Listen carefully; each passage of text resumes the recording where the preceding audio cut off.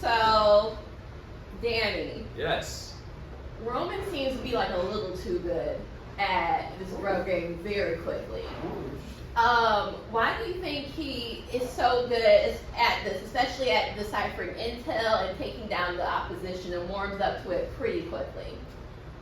Well, Roman Conte was trained by the CIA to try and take back his homeland, Cuba, through the Bay of Pigs.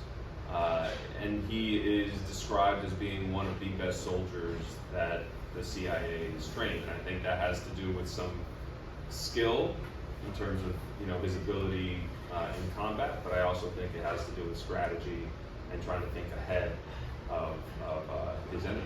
Yeah, but he also, in the first episode, which I'll post this after, what didn't hesitate to kill that guy in his brother's movie theater? Like, there wasn't that much hesitation. Why do you think that is?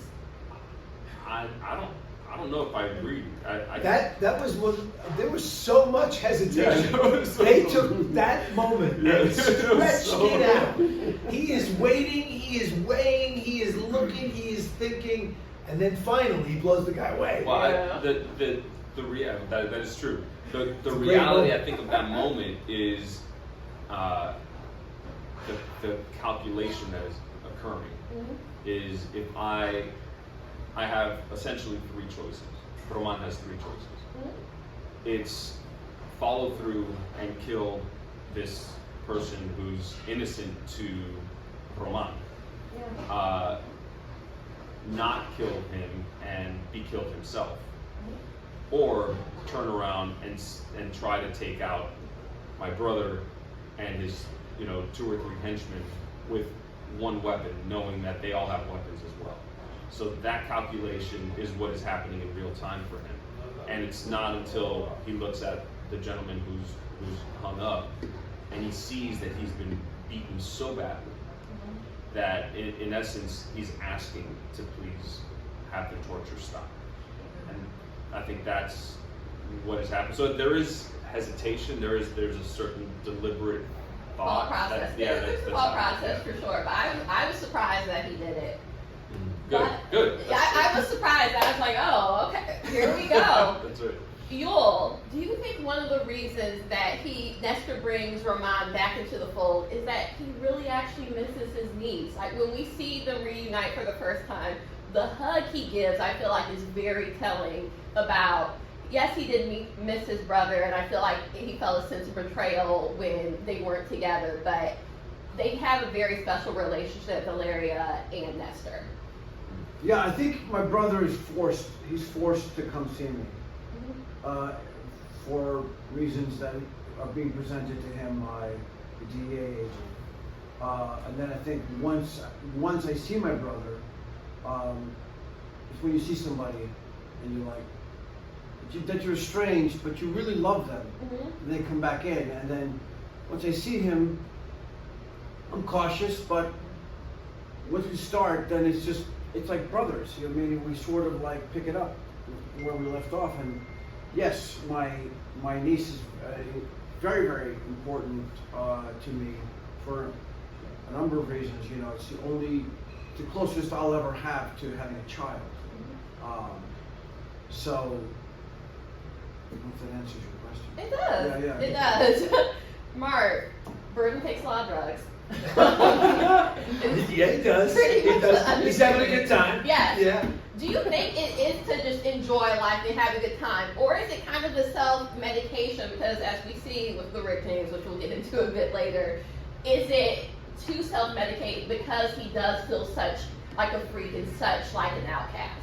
What a great question. I mean, you really watch the show, and there's a speech I have in a scene with Rick James in episode 2 where I talk about a very important member of my family who died, and that I have this notion that I built this hotel, that I was a freak as a child and I was that strange kid in the outfield playing with snails while everybody else was playing baseball, and that I built this hotel as a home for misfits like myself. And so I think Burton feels like it's his calling to make artists and creative folks and people who don't have a place to call home to feel comfortable. So part of the drug craze is to let everybody step outside of themselves and feel safe. But as the show logline says, every pleasure has a price. And over the course of season 1, Burton has a great arc where he goes from that fun-loving guy to seeing some of the horrors of the world that has been allowing for all that fun. And it really comes home to roost in a scene in the finale. Oh, okay. They only gave me access up to episode 4. Yeah, no, Chris had a great notion, and Michael Payne's our writers had a great idea for how to show the underbelly of this drug trade and this hedonistic lifestyle. Yes. Speaking of the Rick James storyline that you all are eventually like tied into, what was your reaction at first when reading that? How it would all eventually tie together to Super Free? Right. Well, for me, it's like an example of the brilliance of historical fiction, because the notion that Rick James actually wrote that song about this insane hotelier in Miami is for sure, not necessarily true. Could be true. That's the beauty of the genre. But also, what's fascinating for me to watch and to be a part of is to watch Larry Powell, who plays Rick James, transform into Rick James. And he plays him in such an unexpected way, right? Because Rick James, party songs, I mean, it's all bangers, right? So whenever a Rick James song goes on, you go up and you party. But Larry played him in such a nuanced, interesting way where you really started to care for Rick James and what was happening in his life, and you know why Burton was trying to sort of be his guru and help him, and that was fascinating to see Burton, who is, you know, sort of hedonistic, pleasure-seeking, but also grounded, meditative, trying to help this newfound friend of his, right? It was that sort of playful dichotomy within a world that is dangerous made it for something really special. It's true. It's like an introspective Rick James. Yeah. It's like a Rick James. Like, hey, what's going on? Rick James is so emo. Right? It's the exact opposite of Dave He's trying to pull Chappelle's. him out. Yes. And Burton's trying to like, no man, it's good. Yeah. It's so insane. It's so mental. Yeah, but it's also about the creative process. You know, it's like the creative process isn't always streamlined and easy. Like there's a lot of difficulty in it, and what we see sometimes isn't what is really going on to make those, you know, shows or make that song. Yeah. Danny, what's going on with Roman and Janice? Because she's willing to do a lot for Roman, like a lot, and also he's willing to tell her all of her secrets. Even Burton is too. Like, why are we trusting Janice so much? And I understand why, because she's willing to do a lot for everyone.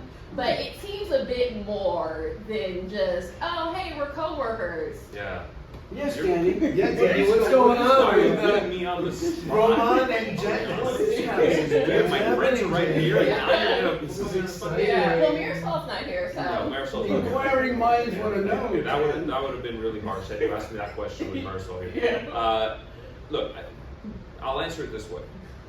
I think oftentimes when you meet somebody at the very trough of their lives, when they've experienced such a downfall and they're spiraling, and you meet them there, your life might be there as well. And together you find a way to crest out of that trough. There's a bond that you share. And it's one of survival, it's one of respect, it's one of I'm not letting you get back down there because you're not going to let me fall back down there. And I think that they share that in a way. Not only could there be some attraction as well, but I think overall there's an overarching amount of respect and the will that we got out of something really harsh together. Yeah. A lot of the show is working with family, and not only working with family, that there's going to be a number 1 and number 2, and this is for all your characters, because we meet Constance, aka Connie, a little later. Do you think that it's a good idea to work with family, especially when it's a clear-cut number 1 and number 2? I'm gonna jump in quickly, even though this is the central Yeah, yeah. family No, thing. yeah, there's number But- 1 and 2 with No, you and just when yeah. there's this one moment when Hunter S. Thompson, who's another crazy guest of the hotel, asked me about whether or not I exploit my workers, and I explained that I've been to everybody's quinceañera and toda la gente que trabajan aquí son mi familia real, because for Burton this is a found family, and it's a little bit like that with our cast, because it is this beautiful found family. We would spend every night together at the hotel bonding for 4 months in the Dominican Republic, and life mirrors art in that way. But yeah, this is, I mean, the relationship between Janice and Roman, and of course then this is the real family where the connection is deep and complicated. The family blends into you. You become, it really does. I mean, as it goes on, we have a couple of scenes that are really bizarre and weird. Yes. Where you're like, you're seeing the reality of what it is to actually traffic in this. And you're like, how does this work? Yeah. I just want to be a part of doing the drugs. I Yeah. want to be part of procuring them. Yeah, no, it just touches a lot of life. But everything sorts to, the roads sort of, all the sort of roads merge, as you will see. But I think you're picking up on one of the themes of the show, and that is how far are you willing to go for your family? And it's not just blood ties. There's also the family that lives and works within the mutiny. Like, we're going to protect each other as well. And Laura Gordon, who plays Janice, is the epitome of that. How she protects Roman, how she tries, to protect Burton. She's really one of the stronger characters on the show, and has this fantastic moral compass. Yeah. And Laura's great. She's great. She's an amazing actress. Amazing actress, and just beautiful in the show. Yeah.